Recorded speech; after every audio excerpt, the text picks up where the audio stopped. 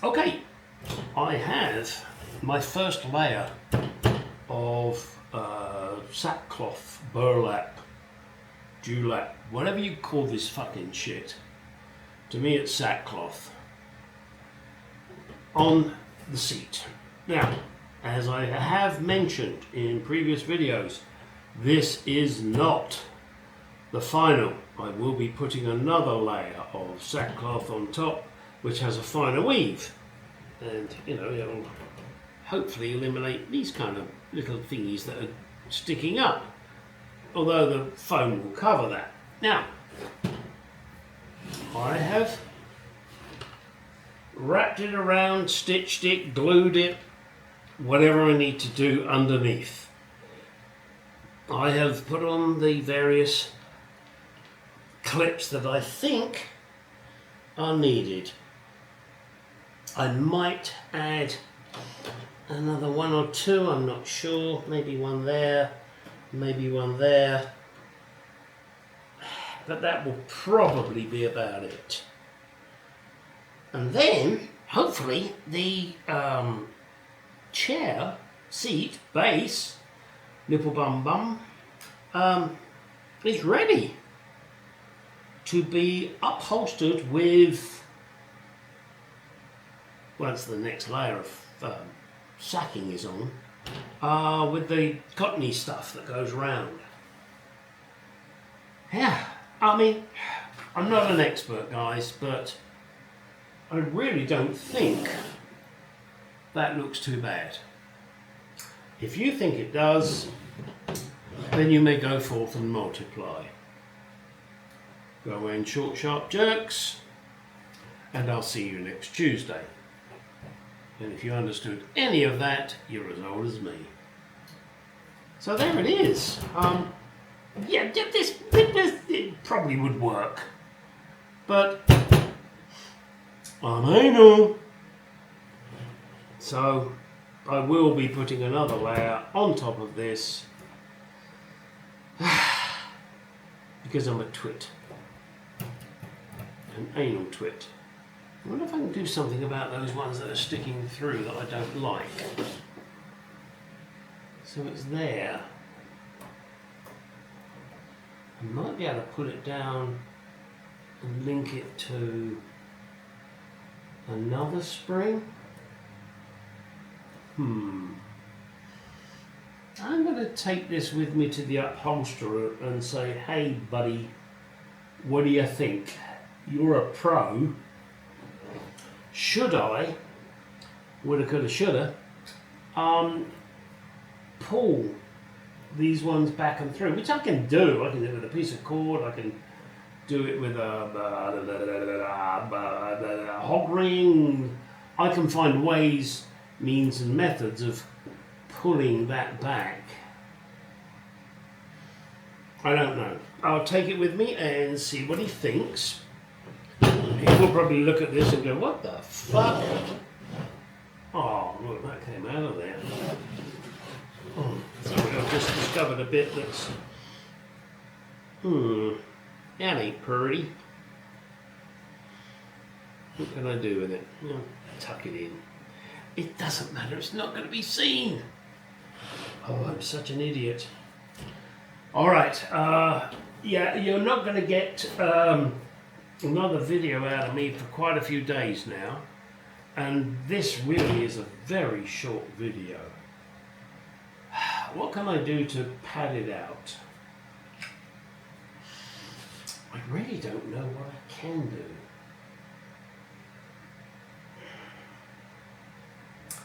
Let me give it some thought. Okay, now, just to continue with a very short video, which, that is what this is going to be. There's a couple of things I want to mention to you.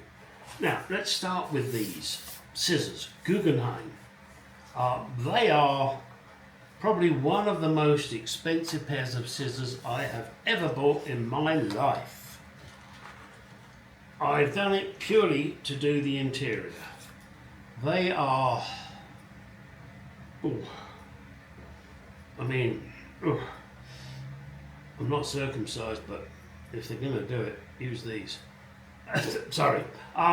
These are comfortable, brilliant scissors. When I bought them, can't remember how long ago it was, they gave me a free pair of other scissors. They may still do the same deal, so you know, do have a look. Now these other scissors are very handy, minuscule, look at them, gosh. So, you know, when you're trying to get into somewhere with some very fine cutting, and these, beautiful though they are just a little cumbersome, you've got this wonderful little pair of scissors. I think they came free too. Well, you know, you're paying for them somewhere. There ain't nothing such as a free lunch. So, I mean, they're snippy snip. What can I show you? There's some nice cord. Snip. They are fucking razor sharp, I tell you that. For nothing, our kid. And that's especially for Purple Beard, better known as Martin. So there you go. They are stunningly gorgeous scissors. You know, they say you've got to have the right tool for the job, which is why women like me, because I'm a right tool. Figure that one out. Beautiful pair of scissors. And talking of that, and in all seriousness, right tool for the job, if you are a car enthusiast, a car person, don't necessarily stick with the cheap tools. All of my wrenches, rephrase, 95% of my wrenches are snap-on. I have some Mac ones, and they're good. I have some Craftsman ones, and they're good. But I will usually err towards a snap-on tool. There comes a point when you go, no, snap-on, I'm not going to pay $500 for an air gun when I can buy it from Harbour Freight for $10 and it will do just the same job. You have to be a little sensible. But usually you get what you pay for. You know, you don't buy precision tools. I've said this before. You don't buy precision tools from Harbour Freight. You buy things that are going to use and die. Now, one of the things I did buy recently from Harbour Freight, and I cannot remember if I mentioned it in a previous video, is this, and I will lay odds I mentioned it in a previous video and I've forgotten. It's a cordless stable gun, Bauer. I think it cost me $40 and it will be to do the Furflex. 99% sure I've mentioned that before.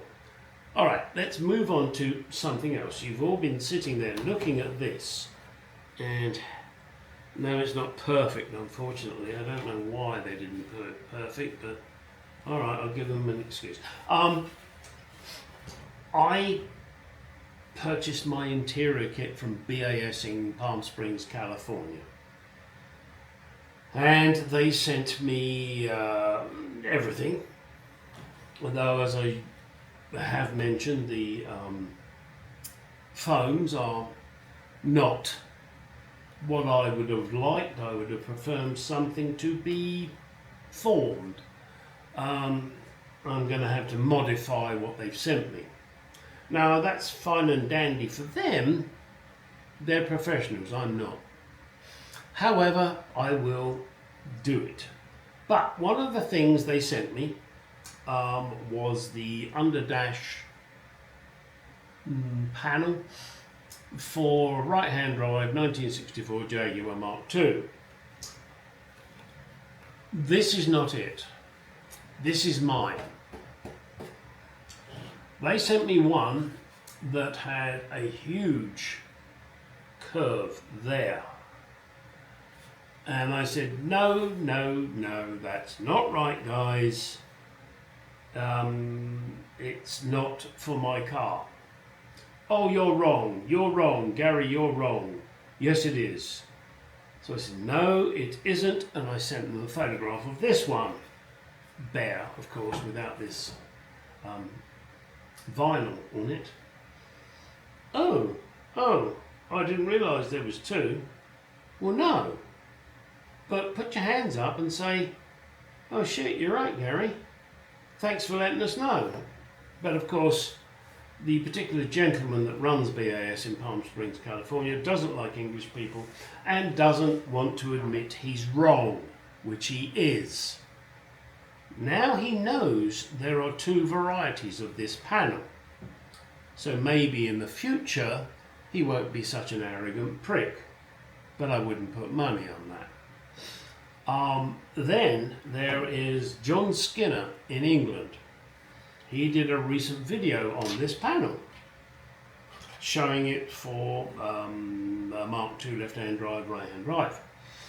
I sent him a message and said, hey, you do realise there's two panels. He at least had the balls to say, hell, really? Please send me pictures and show me what you've got. Which I will do. I haven't taken photographs of this yet, but I will. And this is the difference, this area here. Okay, sorry to cut in here. What I was trying to emphasize was not showing up.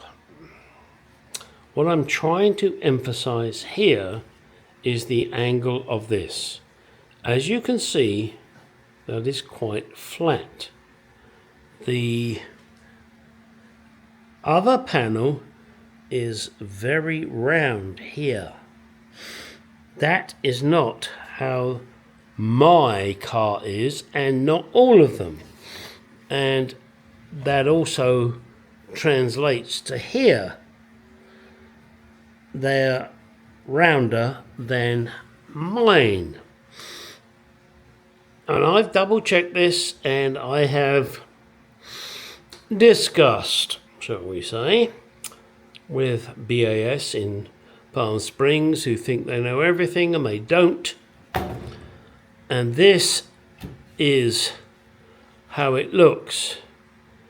In fact, he was so disbelieving, I had to send him my panel so he could recover it. And was he grateful? No. I'm sorry, that guy's a prick. Why is he a prick? Because I'm English, he is Welsh, and he cannot get over it. How pathetic is that?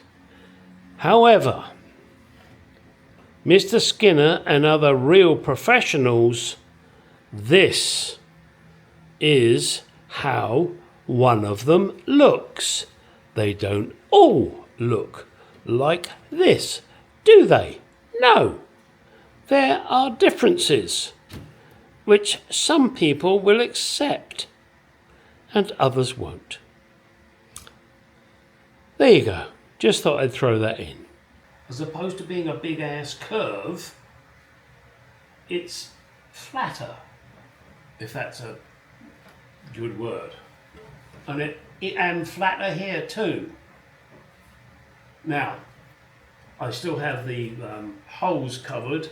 I don't know how many of those I need. I don't think I need any of them other than screw holes. Don't know, I'll find out when I go to fit it.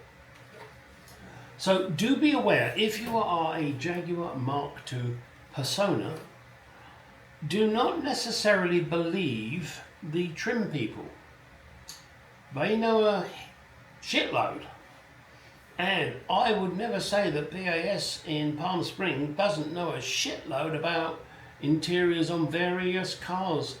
They do. But the gentleman concerned is an arrogant person and thinks he knows everything. John Skinner in England at least has the balls to say, wow, show me, because then they can offer what the customer needs and say, is it a, I don't know, I would say series one, early one, late one, I don't know. Whatever words he wants to use to show that it's a flat as opposed to a big deep curve. Alright, enough prattling. I'm going to take photographs of this and send it to John Skinner. And I'm going to end this video, which was really boring for you, but really fun for me. And wow. Yeah, I'm off hopefully later this week to see the upholstery guy. Yeah, that's all sticky. That's because I trimmed it off. Oh, and by the way, it's not at hand. You can see the blue tape here, hopefully, if you can't, tough shit. And I laid the sacking cloth on there and then just kind of used a few pieces of tape to hold it down, sprayed it with headliner adhesive, let it set for an hour or two, and then trimmed it with my scissors. That way it didn't undo itself. Okay, interior stuff may or may not be boring, may or may not be interesting to you guys. I don't know. I'm just going to keep doing my shit, pushing it out, and hoping that you like it.